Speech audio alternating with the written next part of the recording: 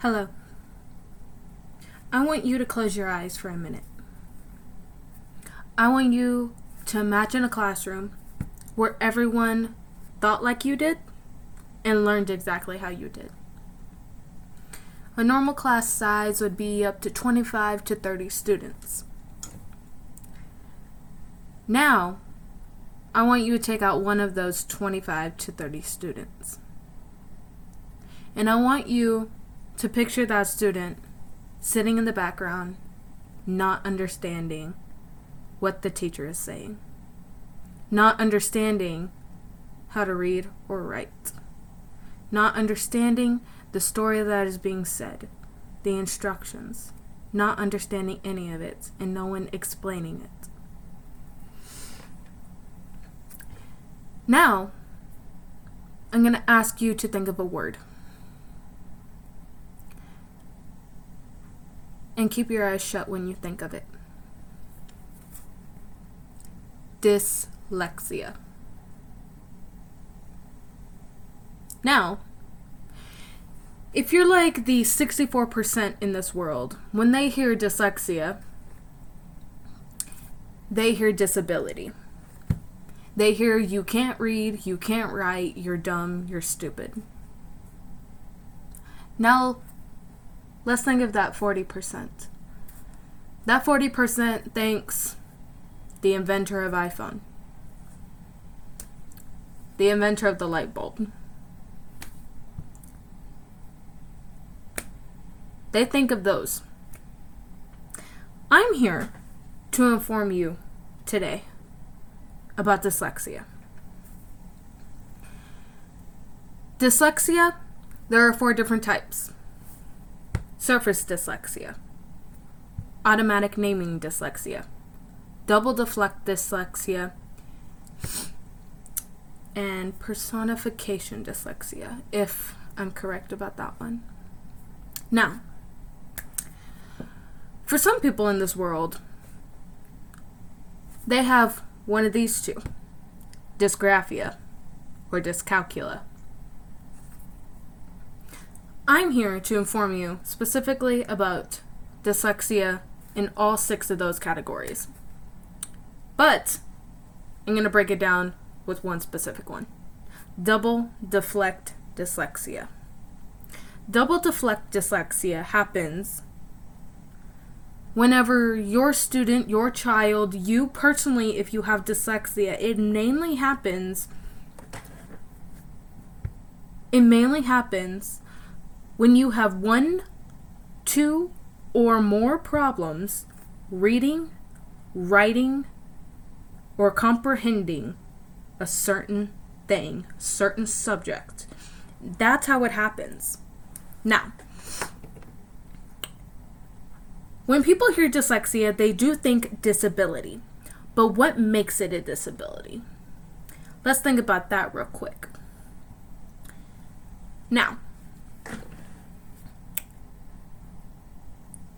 the only way how it classifies as a disability is because you can't understand or comprehend the passage that has been given,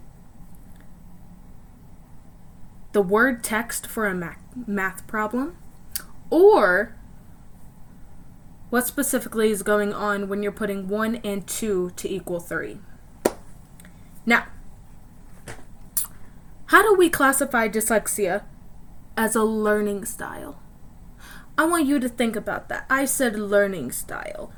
How do we classify dyslexia to be a learning style?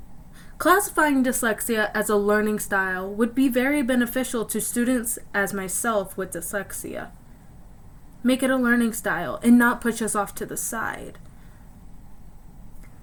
Because in 2001 and 2004, there was a No Child Left Behind Act to specifically separate our students with 504 and our students that are specifically special ed students. Now, how do we classify dyslexia in this realm? Dyslexia is under the 504 branch, to where we need the IEPs, the ARD meetings, to where we need all those to happen.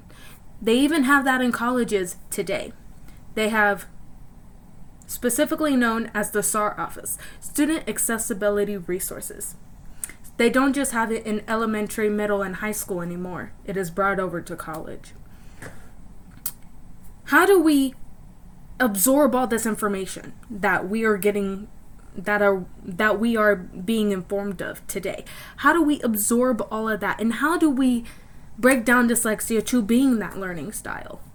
For example, some dyslexic students can't read on plain white paper with black words. We have to accommodate those for them to get special colored paper, special fonts, special print, special everything. Sometimes there are students like that.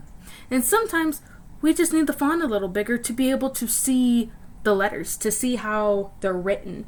We just need that. Now, learning style. How do we bring it into that? Some students can sit down and listen to the professor or teacher just talk, all about that. If you're a student like me, we need to have a little conversation one-on-one. Because sometimes with dyslexia, it's not 1 + 1 = 2. That makes no sense to me. How do we break it down? So when we see the number 1, we think 1 dot, 2 dot. That equals 2. So sometimes you have to make it more creative, more vibrant, more personal to that student. That's the main reason why people need to be more informed about dyslexia. Because if the student isn't informed about dyslexia, if a parent or teacher isn't informed about dyslexia, how can we go further in our dyslexic education? We can't. We will only stay where we are today. That is mainly dyslexia, and how we can see how dyslexia affects everyone. Thank you.